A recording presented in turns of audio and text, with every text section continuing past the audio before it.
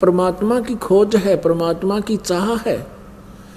आत्मा का परम सहारा परमात्मा है और जो आत्मा को सुख मिलेगा वो परमात्मा से मिलेगा।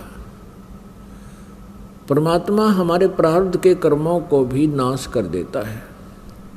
परमात्मा के गुणों में ये भी है कि परमात्मा परमेश्वर पूर्ण ब्रह्म हमें साप से भी मुक्त कर सकता है, श्राप से। जैसे हमें इन 3 तापों से भी परमात्मा मुक्त कर सकता है। तो ये सभी लक्षण परमात्मा में होते हैं। प्रथम लक्षण जो हमने लिया है कि भगवान श्री कृष्ण ने मोरध्वज के पुत्र ताम्रध्वज को आरे से, एक आरी से 2 फाड़ करवा के उसके माता पिता से,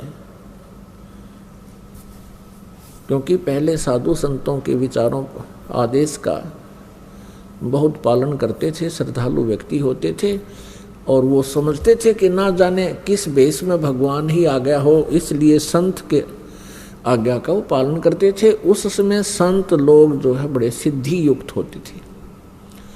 सिद्धि क्या होती है कि ईश्वरीय भक्ति से, परमेश्वर की भक्ति से उन्होंने कुछ संग्रह कर ली होती है। पावर परमात्मा की ही पावर को संग्रह कर लेते हैं। जैसे इन्वर्टर होते हैं, इन्वर्टर चार्ज कर दिए जाते हैं तो वो उनकी बैटरी चार्ज हो जाती है, कुछ समय के लिए बहुत कार्य काम चलाऊ कर देते हैं। तो वो पावर है कहाँ से ग्रहण की उसने? थर्मल प्लांट से। तो एक इन्वर्टर थर्मल प्लांट जितना कार्य नहीं कर सकता, इतनी क्षमता उसकी नहीं हो सकती। तो जितने भी ऋषि महर्षि जिनमें सिद्धियां थी, जिन्होंने 7 समंदरों को पी लिया फिर वापस छोड़ दिया, जिन्होंने पहाड़ उठा लिए आकाश में उड़ गए, ये इन्वर्टर थे। और जैसे श्री कृष्ण जी ने ताम्रध्वज को जीवित कर दिया, सुदामा जी का महल बना दिया, ये श्री कृष्ण तक भी इन्वर्टर थे, वो थर्मल प्लांट नहीं थे। अब ये एक बार ये बात जो दास ने कही है तो ये बड़ी खटकेगी उस व्यक्ति को जिसने आज तक ये तत्व ज्ञान नहीं सुना और लोक वेद से वो रंगा गया है।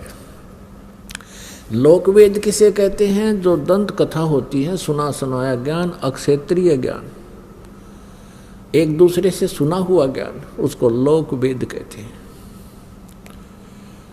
पुण्यात्माओं, श्री कृष्ण जी और अर्जुन मोरध्वज राजा के घर चले गए एक साधु रूप बना के। उस दिन मोरध्वज अपने पुत्र ताम्रध्वज को राज्य अभिषेक कर रहा था और साधु संतों के वहाँ आगमन को बहुत शुभ मानते हैं। ऐसे शुभ अवसर पर उनका आशीर्वाद प्राप्त करते हैं। उनका आशीर्वाद प्राप्त करने के लिए उनकी प्रत्येक आज्ञा का पालन करते हैं, उनकी सेवा शुश्रूषा करते हैं, जिससे वो प्रसन्न हो जाए। उनको प्रसन्न करने की हर संभव कोशिश की जाती। तो श्री कृष्ण जी ने एक माया से, अपनी सिद्धि से एक सिंह बना लिया, शेर बना लिया और दोनों पहुंच गए राजा मोरध्वज के बाग में। जब राजा को पता चला कि साधु संत आए हैं, उनको संदेशा भिजवाया कि आओ महाराज भोजन पाओ। लेकिन श्री कृष्ण जी ने कहा कि राजा स्वयं हमें आमंत्रित करने आएगा तो हम प्रवेश करेंगे उसके घर पर। राजा को पता चला, मोरध्वज तुरंत चल पड़ा नंगे पैरों और भगवान से अर्ज की, घर पे ले आए। घर पे विराजमान हो जाने के उपरांत आसन दिए और कहा भगवान भोजन पाओ। श्री कृष्ण जी जो साधु रूप में थे, पहचान नहीं पाए थे मोरध्वज, उनको संत मान रहे थे कि जो आज्ञा महात्मा। तो श्री कृष्ण जी ने कहा कि मोरध्वज पहले हमारे सिंह को भोजन खिलाओ, शेर को। जो आज्ञा महाराज, मोरध्वज ने कहा। श्री कृष्ण जी साधु रूप में श्री कृष्ण जी ने कहा कि बात सुनो, ये शेर जो है, ये सिंह किसी पशु पक्षी का मांस आहार नहीं करता, ये नरभक्षी है, ये मनुष्य खाता है, मनुष्य का मांस चाहिए। कि जो आज्ञा महाराज, मोरध्वज ने कहा। फिर श्री कृष्ण जी ने कहा कि कहीं कोई पल्लेदार को पकड़ जावे, उसका मांस नहीं खाएगा, ये मांस खाएगा तुम्हारे एक परिवार के सदस्य का। तब मोरध्वज ने कहा जो आज्ञा महाराज, कि जाओ फिर करो तैयार। अब मोरध्वज ने ताम्रध्वज और रानी से कहा कि साधु महात्मा आए हैं, उनकी कंडीशन है कि पहले सिंह को भोजन कराना है और शेर मांस मनुष्य का खाएगा, और यहाँ तक भी उन्होंने कह दिया है कि ये मांस आपके घर के सदस्य का ही खाएगा। मोरध्वज जी ने कहा कि देखो पुत्र सियाना हो गया, युवा हो गया है, राज्य अभिषेक अभी इसको कर देते हैं, ये अपना राज्य संभालेगा, तुम माँ और पुत्र दोनों राज्य करना, और मेरा काम पूरा हो चुका है, और मैं साधुओं के सिंह का भोजन बन जाता हूँ। तब रानी ने कहा देखो मैं पतिव्रता स्त्री हूँ, और पतिव्रता स्त्री से पहले उसका पति यदि मृत्यु को प्राप्त हो जाता है तो उसका जीवन नरक होता है, मैं नहीं जी सकती। और मेरा काम क्या था? मेरा काम था आपका वंश चलाना, आपका वंश चल गया, अब मेरा क्या काम रह गया? लड़के का ब्याह कर लेना, दोनों पिता पुत्र अपना कार्य कर, राज्य संभालो, बच्चा अयाना है, ये राजकाज को ढंग से नहीं समझ पाएगा, आप इनकी हेल्प करते रहना, और मुझे आहार बनने दो सिंह का। तब लड़का कहता है ताम्रध्वज के माता पिता, मैं माता पिता के ऋण से मुक्त नहीं हो पाया हूँ, अभी तक तो मेरी आपने सेवा ही सेवा की है, मैं तो आपकी कुछ सेवा कर नहीं सका, इसलिए मैं सिंह का आहार बनूंगा, आप मुझे पितृ ऋण से मुक्त होने दीजिए। अब वहां भगवान श्री कृष्ण से जो साधु रूप में बैठे थे उनसे आकर कहा, उन्होंने सारी कहानी फिर दोबारा दोहराई और कहा भगवान आप ही फैसला कर दो। तब श्री कृष्ण साधु वेश में विराजमान श्री कृष्ण जी ने कहा कि राजा और रानी यानी अपने पुत्र ताम्रध्वज को आरे से 2 फाड़ करें, और तुम्हारे पुत्र का मांस ये शेर खाओगा, सिंह खाओगा। जो आ गया, आरा उठा लिया, एक तरफ माँ खड़ी होगी, एक तरफ पिता, और लड़का लिया बिठा, और एक बात और कही कि यदि किसी के भी तुम्हारे आंसू आ गए, तीनों में से सिंह भोजन नहीं करेगा। अगदी जो आ गया आपकी। तो जब वो चीरने लगे, कहा कि इसको 2 फाड़ कर दो, बायां लेफ्ट जो है पार्ट ऑफ बॉडी, बायां हिस्सा शरीर का शेर नहीं खाएगा, ये अपवित्र है, केवल दायां हिस्सा ही खाएगा, बाएं को फेंक देना, दाएं को उठाकर पकाना है। ये बात सुनकर के उस समय आरा चल रहा था, ताम्रध्वज की आंखों में आंसू आ गए।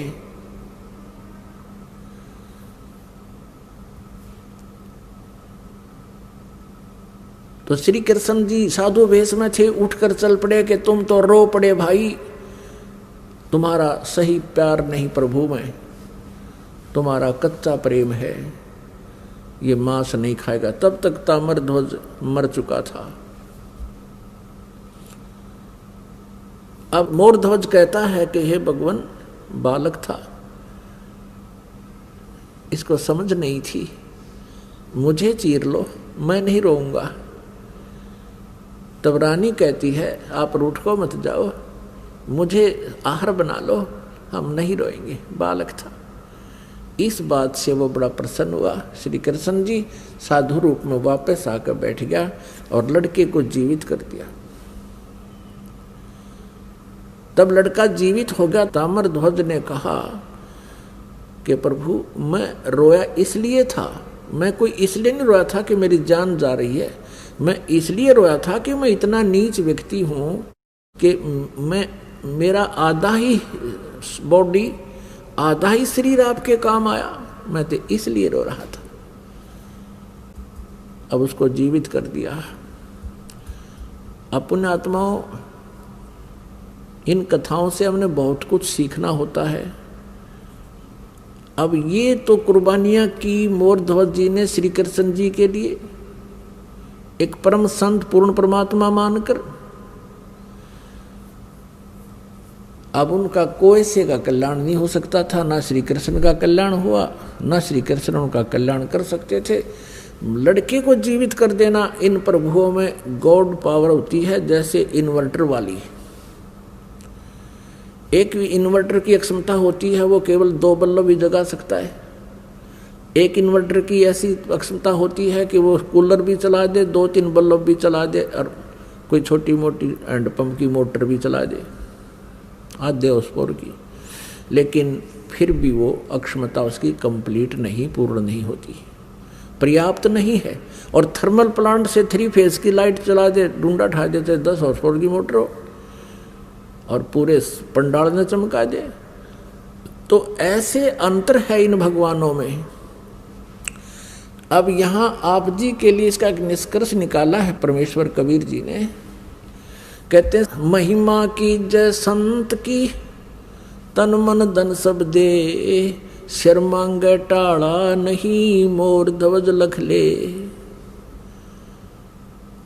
कि संत, जब परम संत तुम्हें मिल जावे उस समय, उस संत की इतनी आदर सत्कार और आज्ञा का पालन करना। यदि सिर भी मांगे, नाटना नहीं, सिर मांगे टाला नहीं, मोर ध्वज लख ले, मोर ध्वज को देख लो।